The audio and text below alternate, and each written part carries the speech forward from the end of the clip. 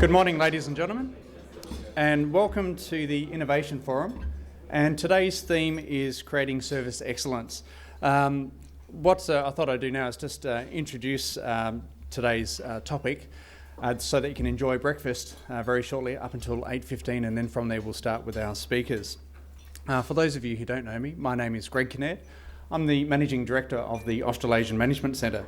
The Australasian Management Centre focuses on developing leaders and teams to champion innovation, and we do that by way of training programs, coaching and business facilitation.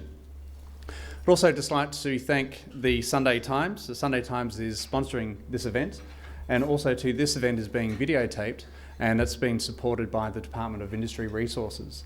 The speakers this morning, we have three speakers this morning. We have Shane Silcox, who's the CEO of City of Belmont. We have Janice Lake, who is the Executive Director of Engineers Australia.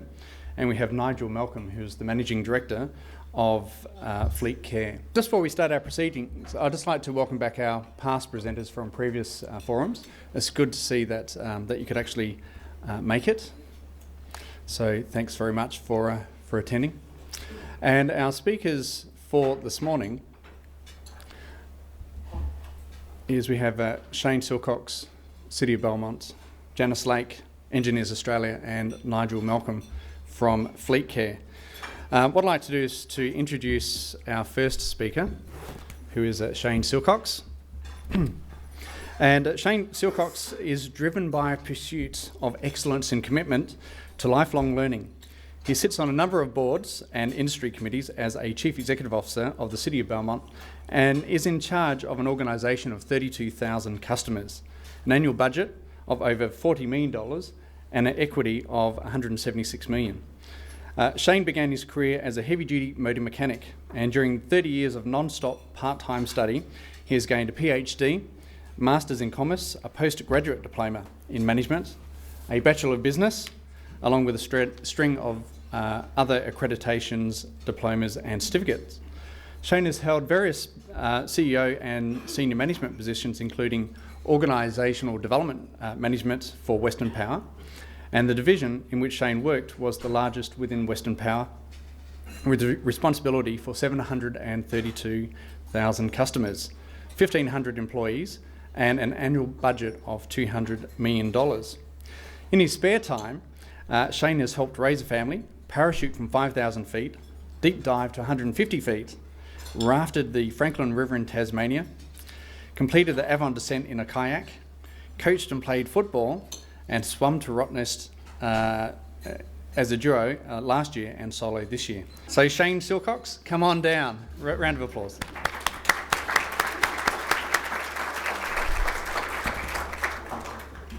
My role today is actually not to give you any specific customer service tips as such. I'm going to talk at a much broader level and look at what recent research has been saying. In fact, customer service excellence, when it all comes down to it, is about managing moments of truth. And there are hundreds of thousands of moments of truth that occur in an organisation at any stage. And I suppose the big thing that you need to think about is that when you look at it, it's like a bank account. Any positive transaction is money going into the bank. Any negative transaction is like money coming out of the bank. And what I find today is that a lot of us are thinking that performance is dropping and we need to do something about our customer service excellence. Where in actual fact, performance isn't dropping. What's changing is customer expectations are increasing. Every time we go to a place and get extraordinary service, that then becomes the benchmark that we use elsewhere. Now, let's just look at, for a start, some of the research findings that we have. The average business never hears from 96% of those with unhappy customers. On average, a negative story, someone will tell 9 other people.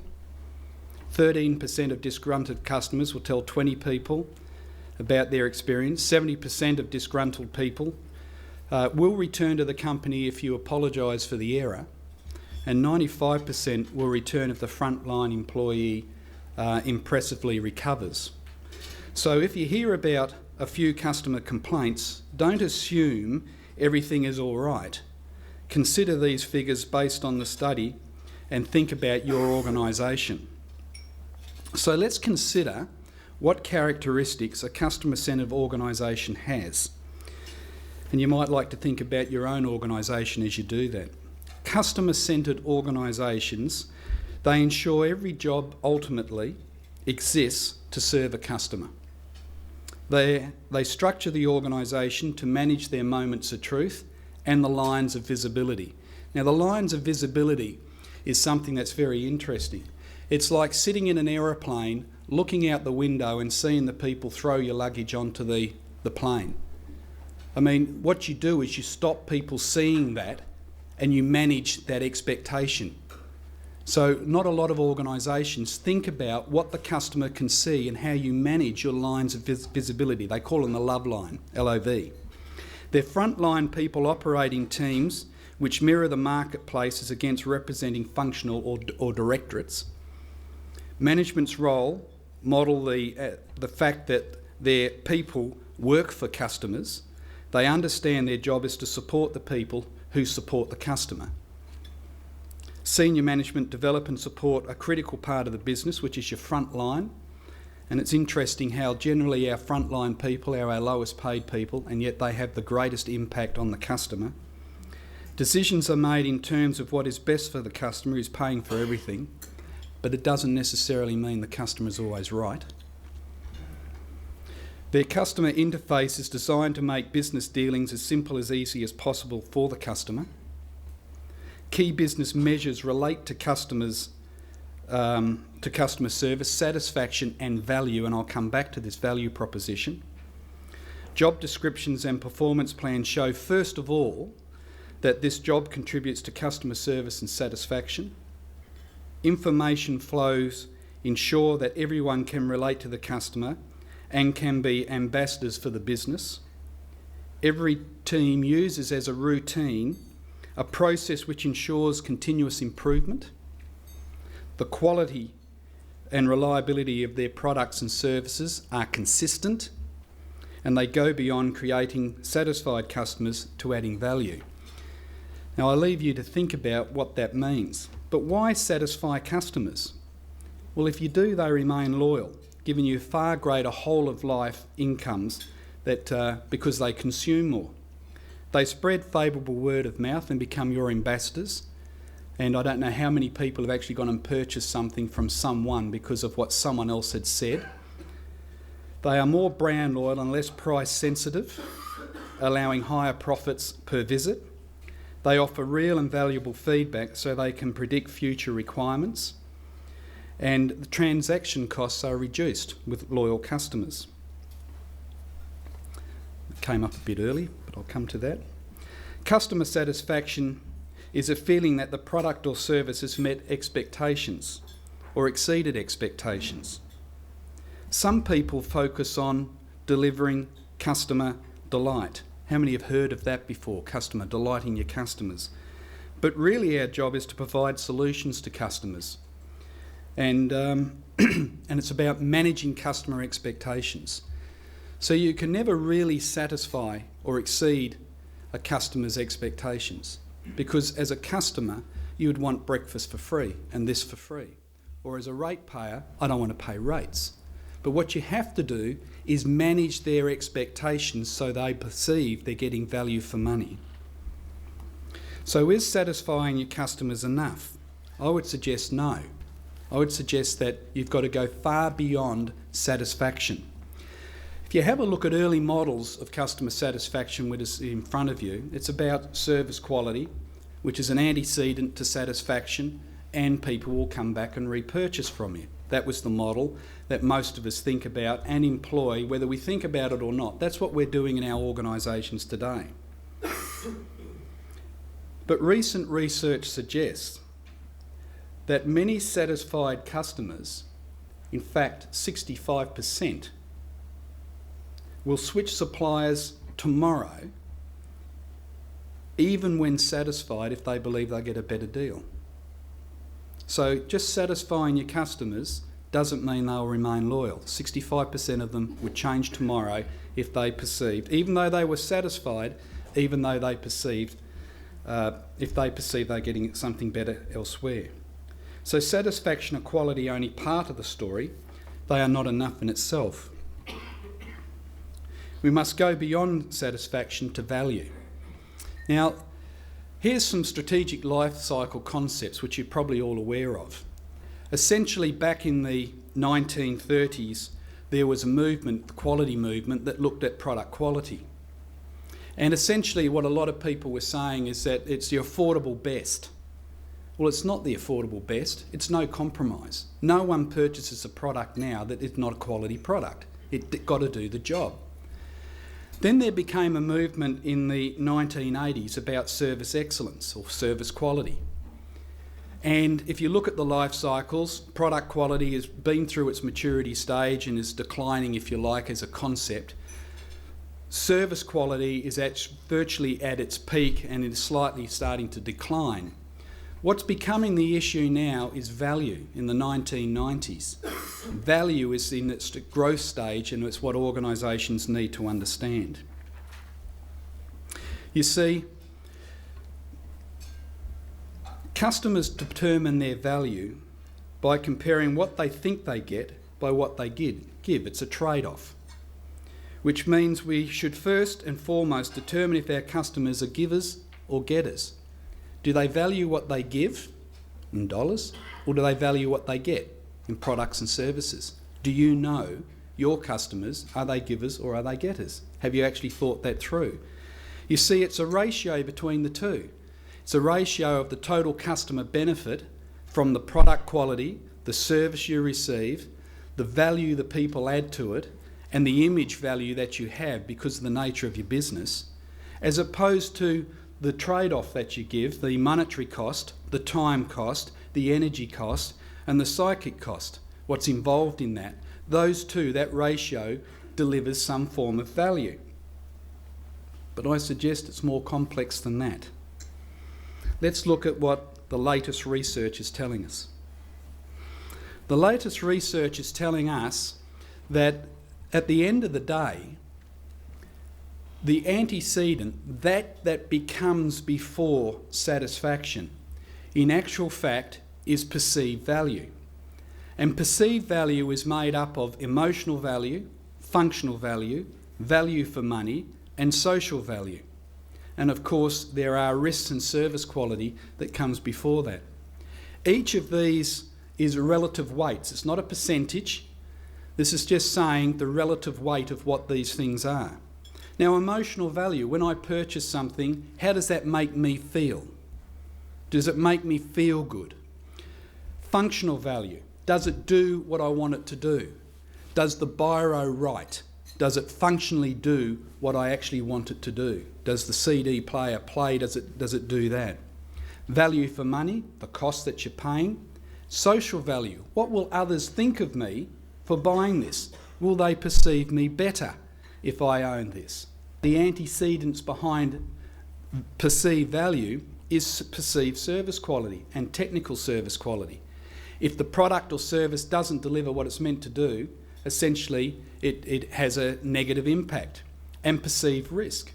In purchasing this, am I minimising my risk associated with that? And as you can see, risk has a negative value, and so should value for money have a negative value associated with those.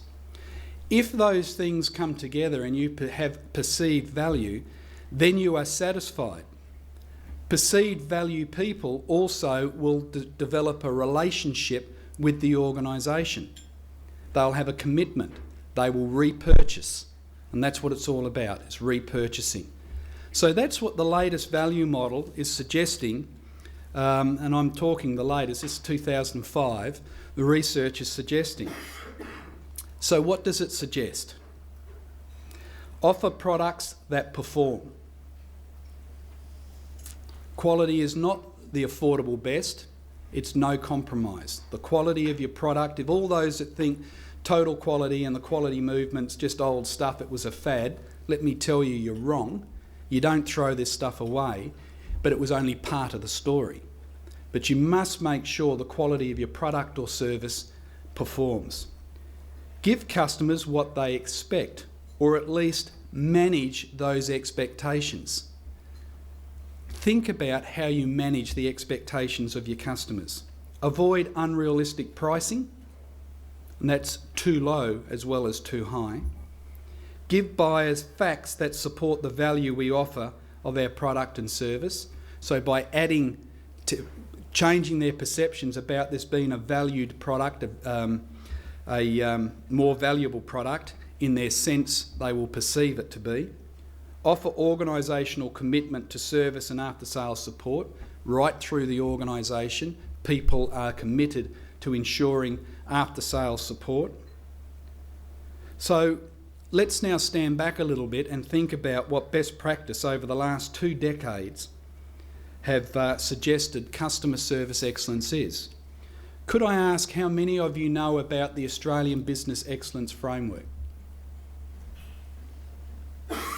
It's an indictment, really. If you do nothing else from my talk, could I ask that you go out and actually maybe get yourself a copy and have a look at what a tried and proven since 1988 organisations do. All it is a question plan. What are you doing about leadership? What are you doing about planning? What are you doing about managing your knowledge? What are you doing about customer focus and markets? What are you doing about your people? What are you doing about your processes? How are you making sure that you get organisational results? It's looking at those and asking a number of questions that best practice organisations apply.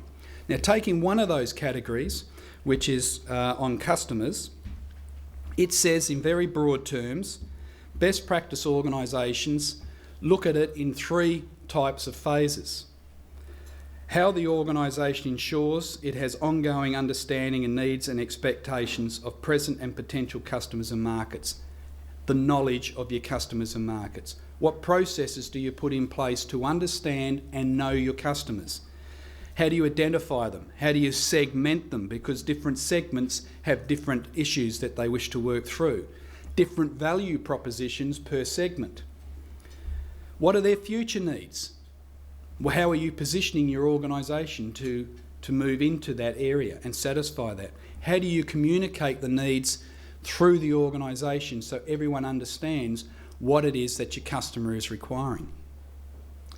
From moving from understanding your customers, best practice organisations look at how you manage your customers. What are your customer relationship management systems? How do you set customer targets and goals? How do you look at the capacity in the organisation to ensure the demand management? How do you ensure your customers have access to the appropriate people in the organisation? What's your customer contact program, your stakeholder management program? And how do you ensure that customer feedback is built into the process? Moving from there into this issue of customer perceptions of value. Used to be satisfaction. But satisfaction, as I said, is only part. It's an outcome. You must focus on value. What is value to your customer? Do you actually know what your customers value about your product or service? What it actually is? Because it's so important to understand that. What are your competitor comparisons? What are your competitors doing? How are they positioning their product and service in the marketplace?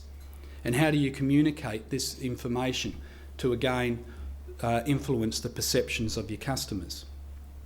So essentially, since 1988, people have been working on building a best practice framework. And the Malcolm Baldrige Awards, the European Awards, the Deming Awards in Japan, right the way through to the Australian Quality Awards. I suggest you have a look at that process about what best practice organisations do. Because really what you're looking for is loyalty as opposed to satisfaction. So what does it all mean? Make sure your customers are aware of the value you are providing, that is, manage their perceptions. Ensure everyone in your organisation links his or her work to adding value outcomes. If you understand the difference between customer satisfaction, value and loyalty, you can be far more effective as an organisation. If customers see value, they will be willing to pay a higher price. If you attend to value factors in the design of your service operations, customers will be satisfied and loyal. If employees are satisfied, customers' perceived value increases. Adding value to a customer's experience brings reward to customers, service providers, and the service organisation. On a broader perspective, if you build value one step at a time, the rewards are often disproportionately large. Think about that. Perform quality assurance in everything you do in order to ensure consistency of your product and service. Because if you don't offer a consistent product or service, you will find that your customers will have a negative perception of value because they get varying degrees of service. If you provide value consistently, you will be rewarded repeatedly, repeat purchases. If you know which value proposition you stand for, and organisations generally have a proposition around price, lowest price, technical quality, you won't get a better quality product than what we have, or service, or image. What is your value proposition for your organisation? Many organisations try to cover all four, and it's folly. You can't. You can't be the lowest priced, the best quality, the best service, and have the greatest image. You can't do that. So you've got to choose what your value proposition is. Once you do that, you're better able to design your delivery processes to achieve that. If you let customers define service value, you will build a service delivery system that does not depend heavily on service recovery. Spend less time in service recovery. So essentially, that's my broad talk at the highest level. What I'm trying to relay to you here is this concept of value and trying to understand what the value proposition is for your customer. Unless you understand that, you will find that you'll sub-optimise the performance of your organisations. So with my 15 minutes, thank you.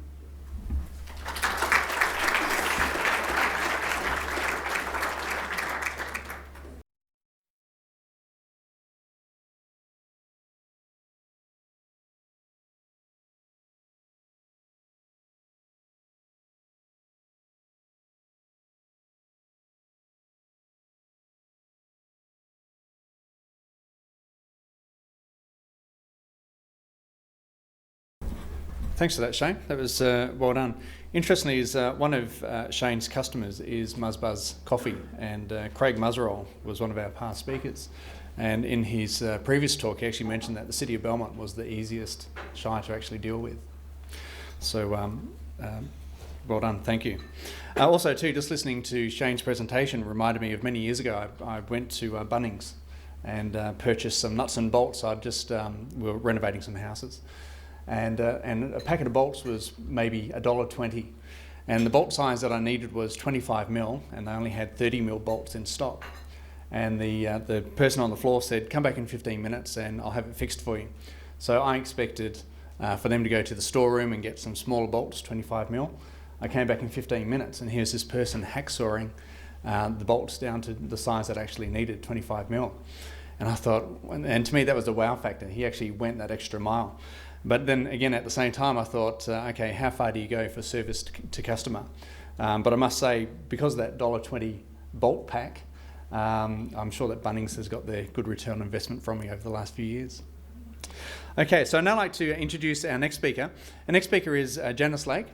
Janice Lake is the Executive Director of Engineers Australia. Engineers Australia is the largest and most diverse engineering association in Australia, with more than 79,000 members nationally and nearly 9,000 here in Western Australia. The WA Division Executive Director, Janice Lake, holds a Bachelor of Applied Science from Queensland Institute of Technology. Janice moved into association management when she joined Engineers Australia in 1997. She has been involved in a variety of roles, including the Director for Northern Territory Division, Industry Consultant and Special Projects Manager in Western Australia. She took over as Executive Director in Western Australia in March this year, leading a staff of 8. Outside of work, Janice is a keen sailor and has spent a number of years cruising with her husband Barry around Australia and the Pacific. So ladies and gentlemen, please welcome Janice Lake. Thank you for that kind introduction, and good morning to everybody.